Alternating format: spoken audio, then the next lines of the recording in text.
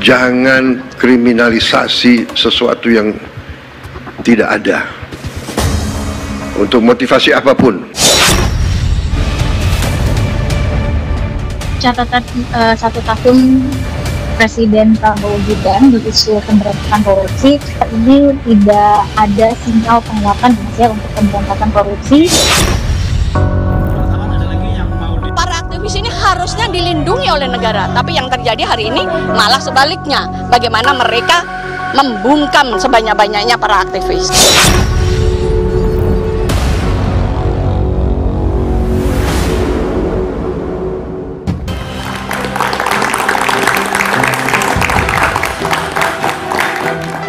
Selamat malam. Setahun sudah Prabowo Gibran menjabat sebagai presiden dan wakil presiden. Sejumlah catatan mewarnai jalannya pemerintahan, termasuk bongkar pasang kabinet yang masih dilakukan. Pasti ada alasan, tapi apakah reshuffle kabinet akan mempercepat kinerja dan pelayanan? Terlepas dari klaim pertumbuhan ekonomi yang dibilang stabil, di bidang hukum dan politik, Prabowo yang didukung oleh 7 dari 8 partai politik di Senayan seakan terus mengkonsolidasikan kekuatan. Kinerja pemerintahan juga masih dipertanyakan. Komitmen Prabowo untuk menegakkan hukum tanpa pandang bulu.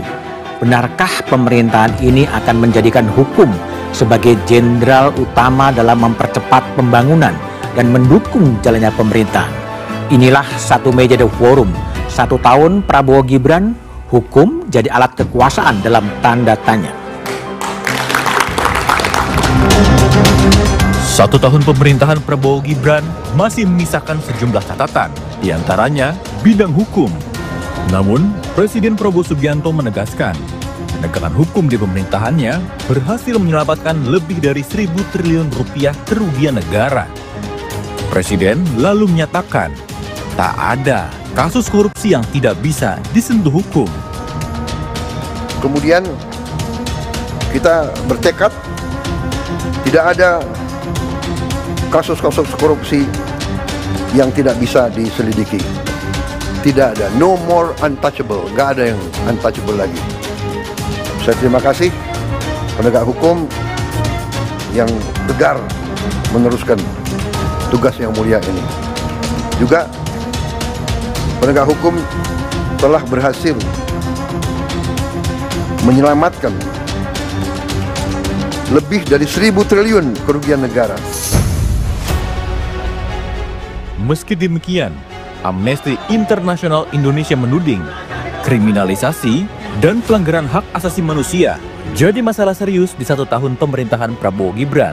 Kalau kita melihat memang itu kriminalisasi merupakan menjadi salah satu elemen yang menjadi highlight dari 1 tahun pemerintahan Prabowo ini. Kita menyimpulkan bahwa terjadi erosi yang serius hak asasi manusia selama 1 tahun pemerintahan Prabowo. Apa penyebabnya? Kita melihat maraknya praktik-praktik maupun kebijakan-kebijakan otoriter selama 1 tahun terakhir ini yang menjadi latar belakang masifnya pelanggaran hak sipol dan ekosok tadi. Selain itu, juga ada tudingan hukum masih dijadikan alat kekuasaan. Tapi yang harus kita tangkap juga dalam the whole big picture ini adalah hukum juga tidak netral, tapi hukum sedang menjadi alat kekuasaan, dan ini yang sedang dipertunjukkan. Anggota DPR RI fraksi Partai Golkar, Ahmad Irawan mengatakan, pro dan kontra terkait capaian 1 tahun pemerintahan Prabowo Gibran adalah sebuah kewajaran. Namun, Ahmad Irawan menegaskan, kerja pemerintah sudah selaras dengan beragam kebijakan yang dicanangkan. Memang kemudian sebagian publik melihat ada yang masih kurang. Sebagian publik mungkin sudah lebih, tapi dalam perspektif melihatnya satu kebijakan tersebut dalam perspektif yang berbeda. Dan itu biasa dalam satu negara demokrasi. Tetapi saya ingin meyakinkan dari apa yang kemudian dilakukan oleh presiden beserta wakil presiden ini sudah on the right track. Tak bisa dipungkiri, setahun ini hukum masih berjuang mencari keseimbangan antara aturan dan keadilan.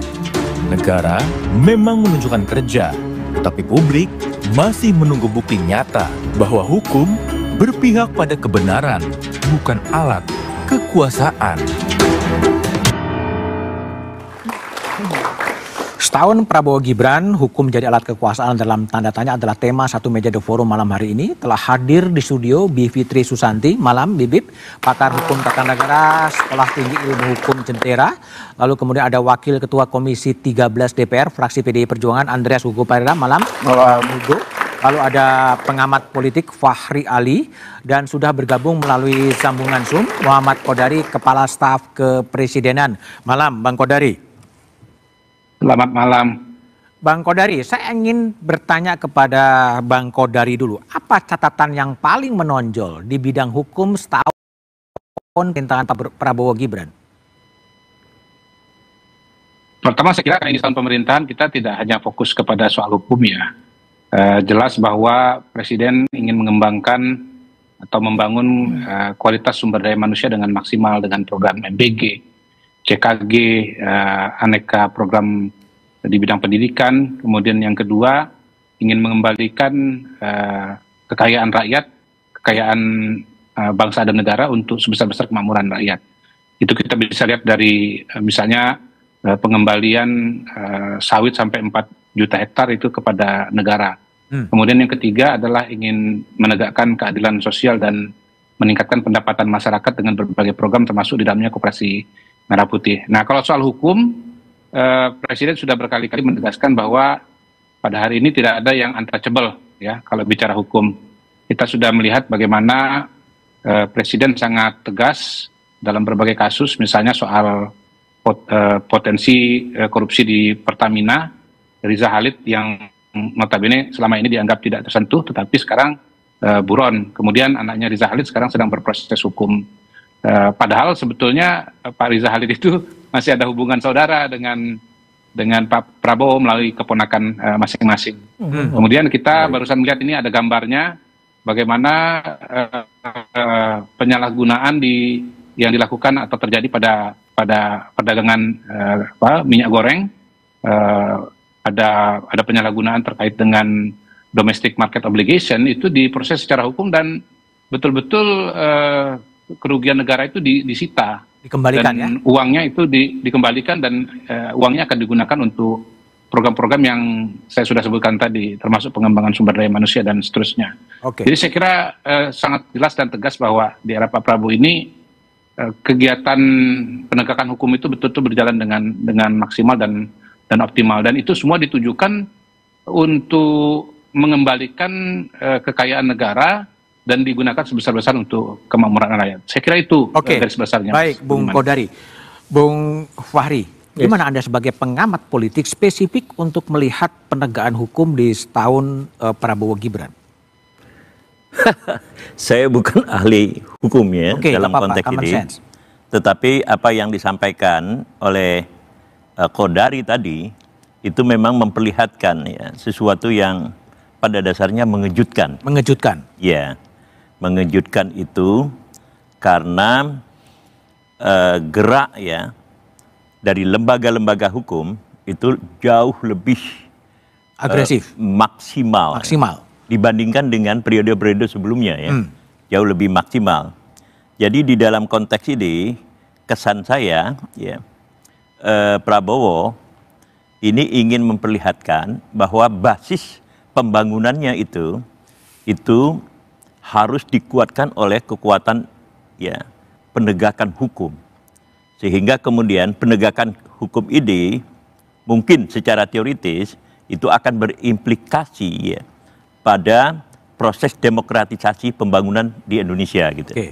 Nah kalau kita lihat ya dari apa yang telah dilakukan sampai dengan ya hari ini, maksud saya detik ini, memang sesuatu yang unimaginable jika dibandingkan pada periode-periode sebelumnya gitu. Ya. Nah, jadi saya tidak terlalu banyak yang bisa saya komentari tentang hukum, kecuali Anda nanya nanti soal politik. Oke, baik, Bung Hugo. Jadi gimana, Bung Hugo, lihat Anda sebagai partai yang tidak berada dalam kekuasaan, melihat tadi penegakan hukum yang dilakukan oleh pemerintahan Prabowo Gibran yang menurut Bung Fahri itu di luar unbelievable, luar biasa. Anda sependapat dengan itu? Ya, ketika Pak Prabowo dilantik pada tanggal 20 Oktober setahun yang lalu, ya ketika itu beliau berpidato di MPR sebelum pelantikan, setelah pelantikan itu, saya sebagai anggota DPR, MPR yang ada di luar pemerintahan merasa mempunyai harapan gitu. Dalam arti harapan, ya ketika itu beliau menyampaikan bahwa akan mengejar para koruptor sampai ke Antartika. Terus kemudian banyak hal-hal yang disampaikan dengan gaya retorik yang optimistik ya. Kemudian dalam pembentukan kabinet misalnya Kementerian Hukum dan HAM itu dipecah menjadi hukum, HAM, dan imigrasi. Ya saya pikir tentu ini maksudnya untuk lebih fokus, salah satunya adalah lebih memfokus pada bagaimana ya regulasi menyangkut aturan-aturan yang berkait politik hukum di Indonesia akan lebih baik. Terus kemudian HAM juga lebih fokus bahwa kita punya dirjen sebelumnya dirjen HAM gitu. Sekarang Kementerian HAM. Kementerian HAM. Tentu ini maksudnya ya tentu lebih baik lah.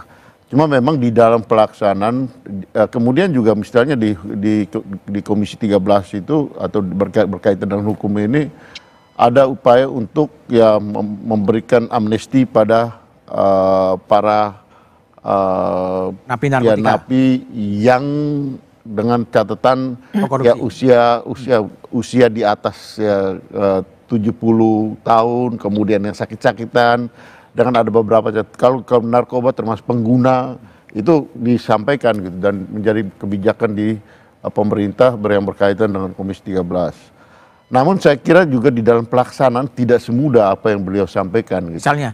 Ya karena ya banyak hal yang seperti tadi Bang Pak Fakri Ali sampaikan itu artinya banyak peninggalan dari sebelumnya di dalam masa transisi di mana ada ide yang baik tapi ya perangkat dan pelaku personal pelakunya ini masih sama gitu.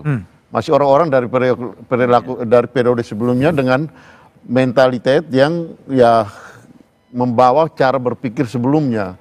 Nah ini yang saya kira menjadi kendala di dalam masa transisi evaluasi setahun ini gitu. Sehingga beliau menyampaikan misalnya soal keinginan untuk melakukan reformasi di kepolisian yang sampai sekarang ditunggu-tunggu belum kelihatan juga gitu kan. Nah itu hal-hal yang menurut saya ya gambaran kualitatif yang kita bisa lihat di dalam pelaksanaan di dalam masa evaluasi setahun ini. Bibip. Gimana kalau sebagai seorang pengajar dan juga aktivis melihat setahun pemerintahan Prabowo Gibran di bidang hukum, yang terakhir kan soal tadi Bung Kodari bilang CPO disita, dipamerkan uangnya, kira-kira begitu. Gimana Anda lihat? Dipamerkan uangnya, barangkali barangkali di titik itu juga kita mesti kritis ya. Tapi pertama-tama Mas Budiman, saya ingin kita semua juga menggunakan cara berpikir bahwa ada hal-hal yang memang kita apresiasi secukupnya karena memang itu tugas pemerintah. Itu dulu, jadi bukan di praising ya, hebat, itu tugas pemerintah. Dan kemudian kita mesti meninjaunya secara kritis. Ya, ada skeptisisme, saya kira jurnalis sangat biasa dengan skeptisisme, tapi sebenarnya warga semua juga harus punya skeptisisme yang sama. Nah jadi kalau misalnya dikatakan tadi ada penegakan hukum, misalnya salah satunya, tapi ingat bahwa hukum itu bukan hanya soal penegakannya ya, tapi juga pembentukan hukum dan di beberapa kasus penegakan hukum di tempat lain. Tapi soalnya misalnya CPO dan kemudian kasus korupsi di Pertamina, kita kalau dengan skeptisisme yang tinggi, kita juga harus membaca situasi politiknya. Misalnya apakah ada populisme hukum yang sangat tinggi dari misalnya yang sekarang kelihatan itu kejaksaan. Juga KPK yang sekarang jarang tuh dulu KPK memamerkan barang bukti segala macam itu ya. Sekarang trennya semacam itu, Plus ada pertanyaan soal apakah ini persoalan ganti pemain misalnya. Itu saya kira ada kajiannya lagi tersendiri. Tapi itu catatan pertama. Tapi kemudian yang kedua tadi yang saya katakan, penegakan hukum kan bukan hanya di sektor anti korupsi, tapi juga ada misalnya di sektor bagaimana pemerintah menangani kritik dari masyarakat sipil. Nah, perlu saya ingatkan masih ada sekarang itu mungkin sekitar 300-an orang aktivis yang masih ditahan. Tadi pagi saya baru memberikan keterangan ahli di pengadilan untuk pra-peradilan kelompok yang ditangkap di Jakarta misalnya. Kan sebenarnya yang dilakukan adalah membungkam orang-orang yang mau skeptis ini, sesederhana mau skeptis. Tapi digunakanlah hukum untuk membungkam mereka. Nah, di tempat lainnya, dan barangkali di sini Pak Fahri Ali nanti bisa bicara lebih banyak, juga Pak Hugo, bahwa ada juga soal pembentukan hukum di level undang-undang. Dan kita tahu di level undang-undang sekarang bisa dibilang biasanya modenya adalah undang-undang dibuat dengan sangat cepat, tanpa partisipasi publik. Belum lagi yang kelembagaan, saya sebenarnya masih punya kritik tuh. Apakah benar kita membutuhkan Kementerian HAM? Karena kita punya Komnas HAM sebenarnya. Yang secara hukum di Undang-Undang Pengadilan HAM 26 tahun 2000 lebih jelas tugasnya dan wewenangnya. Kementerian HAM sekarang sebenarnya menurut pendapat saya agak bertumpang tindih wewenangnya dengan Komnas HAM dan kementerian lainnya. Jadi banyak persoalan yang tidak hanya bisa dilihat di kasus-kasus besar. Oke, jadi ke Bung Kodari, memang ada capaian di bidang penegakan hukum seperti yang dilakukan oleh Kejaksaan, tetapi juga ada kritik dari BIBIP tadi soal pembungkaman masyarakat sipil dengan 300 aktivis yang masih ditahan. Gimana Anda merespon itu? Kita bahas setelah jeda berikut ini.